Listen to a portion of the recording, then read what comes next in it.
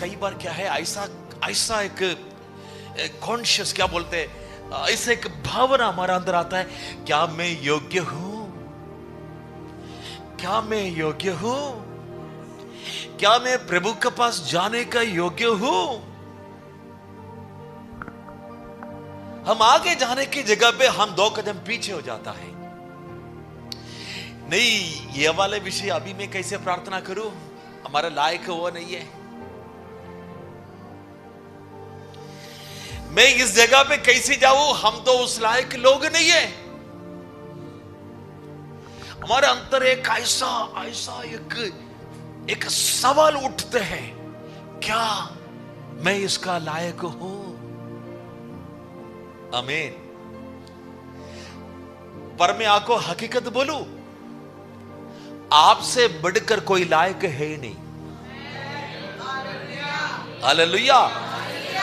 जिन्होंने यीशु को अपने अंदर लेकर के जा रहे हैं ना, आप है उनकी गाड़ी, उनकी वाहन आप है। बाइबल कहते हैं, क्या तुम नहीं जानते हो कि तुम परमेश्वर का और परमेश्वर की आत्मा? हालेलुया, आमीन। कोलोसी 1:27 क्या कहते हैं? आमीन। Jesus the hope of glory dwells in you. यीशु कहां जी रहे? यीशु कहां जी रहे? आमीन। यीशु अंदर है। पर कई बार क्या होता है, यीशु एक्टिव नहीं रहते। प्रॉब्लम वही है, यीशु अंदर है लेकिन यीशु को हम एक्टिव होने नहीं देते। हमारा सबसे बड़ी भूल वही है। यीशु को अंदर ले लिया तो उसको एक्टिव रखना जरूरी है। यीशु मसीह को हमने स्वीकार तो कर ली, पर जब तक यीशु एक्टिव होने नहीं दोगे ना, उससे क्या फायदा है? आमीन। यीशु को कैसे एक्टिव करें? जैसे यीशु मसीह की शिष्य लोगों ने यीशु को एक्टिव किया। यीशु अपने शिष्यों के साथ नाव पर जा रहे थे, बड़ी आंधी आई, लहरें उठने लगी, चेले परेशान हो गए, नाव पानी से भरने लगे, प्रॉब्लम खड़ा हो गया।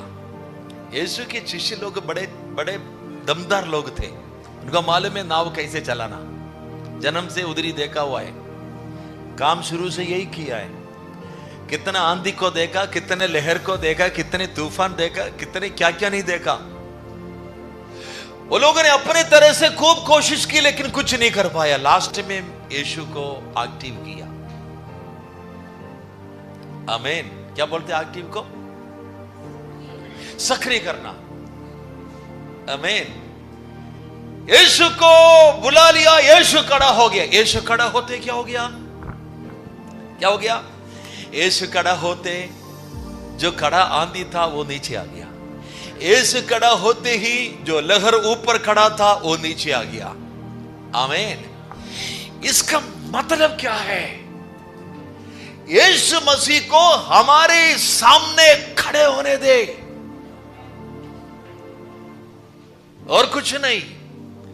हमारे जीवन की मेन काम यह है, हम यीशु को प्रकट करो। बोलिए, यीशु को प्रकट करना। गलातियों की पत्री 1 अध्याय का 15-16।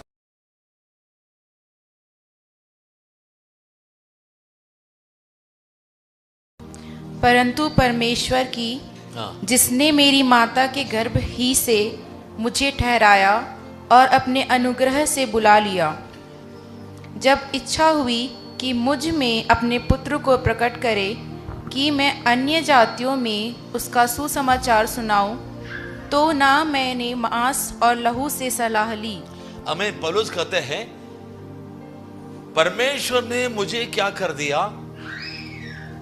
अपनी मां के गर्भ में से अलग कर दिया। क्या कर दिया? कहां से अलग कर दिया? जहां पर हमारा जन्म हो रहा था। आमीन। हर इंसान की जन्म मां के गर्भ में होती है। हाँ या नहीं? तो जहां पर आपका जन्म शुरू हो रहा था, तभी से परमेश्वर ने अलग ही कर दिया। हेलो, आपने जो आज प्रभु में आए हैं ना, जो चर्च में बैठे हैं ना, इसके लिए परमेश्वर ने तभी से काम किया था। हो सके आपके माता पिता प्रभु को नहीं जाना था, आपकी भाई बहन प्रभु को नहीं जाना था, आपकी गांव के अंदर प्रभु के वचन नहीं पहुंचा था। हेलो, ना आपकी गांव में किसी का पास सुसमाचार पहुंचा, ना आपकी माता पिता ने यह सुना। और उस वक्त में आपकी मां के गर्भ में थी, तब परमेश्वर ने आपको अलग ही कर दिया। क्या बात है,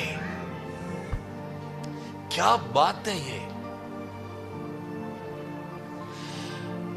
जब समय हुई, परमेश्वर ने आपको बुला लिया, आओ बेटा अभी आ जाओ, संगति में आ जाओ। बुलाए तो कल परसों बुलाए, अपन तो आके ज्यादा समय नहीं हुआ, कुछ दिन पहले हम तो प्रभु में आए। लेकिन सेपरेशन जो अलग किया था, वो कब से था? हम जब मां के गर्भ में शुरू हुआ था, तब से अलग किया। पर परमेश्वर ने टाइम वेट किया। हम संसार में पले बढ़े, अपनी समाज में, अपने घर में, अपने परिवार में, अपनी कॉलोनी में, अपने गांव में हम पले बढ़े। हमको ये चीजें मालूम भी नहीं था, हम अलग किए हुए थे। पर टाइम आ गया, परमेश्वर ने कुछ ऐसा मौका बना दिया, कुछ प्रभु की दास को तैयार किया। नहीं तो कोई ऐसा जरूरत आपका जीवन में आ गया कि आपको चर्च जाना पड़ा, ऐसे कि प्रभु के बंदे के पास आपको जाना पड़ा। आपका एक मजबूरी थी, कोई ना कोई जरिया बना दिया, कोई ना कोई जरिया बना दिया। आप क्या किया? आप प्रभु की तरफ आ गया। वो आपकी बुलाहट था। क्यों बुला लिया? कारण एक है, क्या है? 16वीं पद निकालो। हमें इसलिए अलग किया, इसलिए बुला लिया, कारण पिता परमेश्वर की ऐसा इच्छा हुई कि हम में अपने पुत्र को प्रकट करें। हालेलुया। ऐसा नहीं कि हम दुनिया में कुछ पाए, कमाए, बढ़ाए, करे, शादी हो जाए, बच्चे पाले, बच्चों का शादी करे, घर बनाए, गाड़ी खरीदे, ये बिजनेस करे, वो बिजनेस करे। बट रीजन क्या है? परमेश्वर की पुत्र। कौन है परमेश्वर की पुत्र? यीशु मसीह आपके जीवन में प्रकट हो जाए। हालेलुया। वाह, बस हमारा जीवन की सबसे बड़ी जिम्मेदारी है ये। क्या है जिम्मेदारी? यीशु हम पर प्रकट हो जाए। आमीन, हालेलुया। यीशु प्रकट हो गया तो, यीशु प्रकट हो गया तो सामने कोई प्रॉब्लम है ही नहीं। आमीन। हमें से कई लोग ऐसे यीशु को स्वीकार तो ली, पर हम यीशु को अंदर सोने दे रहे। जैसे यीशु की शिष्य लोगों के साथ यीशु जा रहे थे नाव में, यीशु क्या कर रहा था? यीशु सो रहा था। हमें यीशु को अंदर सुलाने के लिए नहीं, यीशु हम पर एक्टिव रहे, यीशु प्रकट किया जाए। आमीन। बोलिए, यीशु प्रकट होना है। आमीन।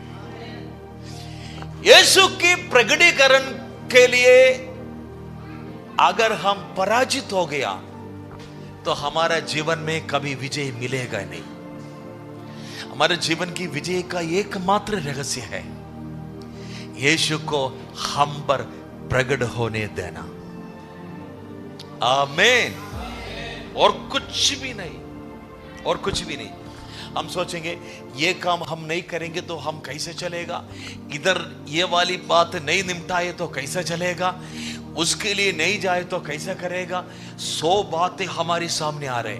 टेंशन मत करना, आपको एक ही काम करना, यीशु को आपके अंदर प्रकट करो। क्या करना? यीशु को आपके अंदर प्रकट करना। यीशु प्रकट हो गया तो बाकी सबका प्रकटीकरण खत्म हो जाएगा। हालेलुया। यीशु जहां गया, जो लोगों में दुष्टात्मा था, दुष्टात्मा छोड़ के भागने लगा। यीशु जहां प्रकट हुआ, जो लोग बीमार थे वो ठीक होने लगा। यीशु जहां गया, जो लोग जो समस्या के साथ चल रहे थे, उनकी सबकी समस्या ठीक होने लगी। कारण क्या है? यीशु प्रकट हुआ। बस यीशु प्रकट हुआ और कुछ भी बात नहीं। हालेलुया। इसका मतलब क्या है? हमारा कई बार की प्रार्थना भी इतना रोना करना, प्रार्थना गलत नहीं है, मैं गलत उपदेश नहीं बोल रहा हूं, लेकिन बात यह है हम हमेशा भिखारी की तरफ मांगते जा रहे, रोते जा रहे, आंसू बहाते जा रहे। अगर नहीं मिले तो फिर उपवास करते। नहीं, ये चीज नहीं है तरीका। ये पुराना नियम का तरीका है। आमीन। नया नियम में सिस्टम डिफरेंट है। क्या डिफरेंट है? यीशु आ गया, सब कुछ लेके आ गया, सब कुछ दे रहे हमको। आमीन। हालेलुया। अब हमें एक ही काम करना है। कोई भी समस्या हो, हमको मालूम नहीं इसका रूट किधर है, हमको मालूम नहीं इसका गहराई कितनी, हमको मालूम नहीं इसकी हाइट कितनी, हमको मालूम नहीं इतनी इसका स्ट्रेंथ क्या है, हमको हमारा समस्या नापने में मुश्किल हो जाता है। Only one thing we have to do. हमें एक काम करना पड़ेगा। क्या करना पड़ेगा? यीशु को इसके मध्य में प्रकट होने देना। आमीन। क्या करना हमको? यीशु को इन सारे चीजों की मध्य में प्रकट होने देना। आपके जीवन में यीशु प्रकट होने देना। फाइनेंशियल क्राइसिस, आर्थिक परेशानी से जूझ रहे हो, किसी से आर्थिक परेशानी के बारे में मत बोलो। यीशु को आपके जीवन में प्रकट होने दे, आर्थिक परेशानी अपने आप में घट जाएगा। बीमारी का समस्या है क्या? बीमारी के लिए किसी से मत बोल। बीमारी का समय में यीशु को आपके जीवन में प्रकट कर दो ना, बीमारी हार जाएगी, आपको छोड़ के भाग जाएगी। हालेलुया। क्या है आपकी समस्या? आपकी समस्या कुछ भी क्यों ना हो, हमें यीशु को आपके जीवन में प्रकट होने दे। आपके सामने कोई समस्या टिक नहीं पाएगा। ओनली वन थिंग, एकमात्र काम करो, दूसरा काम करने मत जाओ। आपको रोने का जरूरत नहीं, टेंशन लेने का जरूरत नहीं, किसी से शेयर करने का जरूरत नहीं। एकमात्र काम करना, यीशु मुझ में प्रकट हो जाओ। यीशु प्रकट हो गया ना, सब कुछ चले जाएगा, सब कुछ चले जाएगा। पर हमारी प्रॉब्लम यह है, हम यीशु को ले तो लिया, स्वीकार तो कर लिया, लेकिन यीशु को एक्टिव होने नहीं दे रहे। यीशु कैसे एक्टिव होगा? प्रेज़ गॉड है। हालेलुया। यीशु कैसे प्रकट होगा? एकमात्र जरिया, love Jesus more than anything else. यूहन्ना का सुसमाचार 14वें अध्याय का जिसके पास मेरी आज्ञाएं हैं और वे उन्हें मानता है, वे मुझसे प्रेम रखता है। प्रेम रखने वाले की पहचान क्या है? Yes, I love you Jesus बोलने वाले नहीं। उसने कहा जो मुझसे प्यार करता है मैं भी प्यार करता हूं और मैं आके उन पे प्रकट हो जाऊंगा। हालेलुया। किसमें यीशु प्रकट हो रही है? बोलिए, किसमें यीशु प्रकट हो रही है? जो उससे प्यार करता है। यीशु से जो प्यार करता है, यीशु उनमें प्रकट हो जाता है। दूसरा कोई मार्ग नहीं, यही तार है। हालेलुया। इसलिए पतरस को यीशु ने पूछा, इन सारे चीजों से बढ़कर तुझे मुझे प्यार करना पड़ेगा। ये छोटी खेल नहीं है। कभी आओगे, आई लव यू जीसस बोलोगे, सुबह एक गीत गाओगे, शाम को एक अध्याय पढ़ोगे, बस खत्म कहानी। ऐसे में तू कुछ नहीं कर सकता। तुम मुझसे प्यार करो। कैसे प्यार करो? तेरा सामने मैं ही दिखाई देवे, मेरे अलावा तेरे लिए कोई नहीं दिखाई देवे। हमें तेरे जीवन में मैं ही रहूं, हमें मेरा अलावा कोई भी तेरा जीवन में ना रहे, तो मेरा ही काम करे। वापस इस धंधा के लिए मत जाए, इस नाव को छोड़ दो, इस जाल को छोड़ दो। ये मछली तुम्हें नहीं चाहिए, ये अर्निंग तुम्हें नहीं चाहिए, ये संपत्ति तुम्हें नहीं चाहिए, तेरे को चाहिए केवल मैं हूं। हालेलुया। ऐसा लेवल में आ जाओ, ऐसा लेवल में आ जाओ, ऐसा प्यार करो यीशु को। यीशु बोल रहे, मुझे कोई ऐसे प्यार करने वाले मिल गया ना, मैं जाके उन पर मुझको अपने आप को प्रकट कर दूंगा। हालेलुया। आज भी प्रभु पूछ रहे, मेरे लिए ऐसा कोई बंदा है क्या जिन पे मैं प्रकट होने चाहता हूं, जिनको मैंने मां के गर्भ से चुना था, जिनको मैंने अलग किया था, जिनको मैंने बुला करके मेरी संगति में कर दिया है। उन लोगों को पूछ रहे, यीशु क्या तू मुझको सबसे ज्यादा प्यार करोगे? हमें मुझे प्रकट होना है, मुझे इस दुनिया में फिर प्रकट होना है, मुझे चाहिए कोई। आमीन। यीशु को चाहिए। यीशु आपको ढूंढ रहे, यीशु को आपकी जरूरत है। यीशु चाहते आपको, यीशु आपको लेकर के इस दुनिया में चलने चाहते हैं। आमीन। हालेलुया।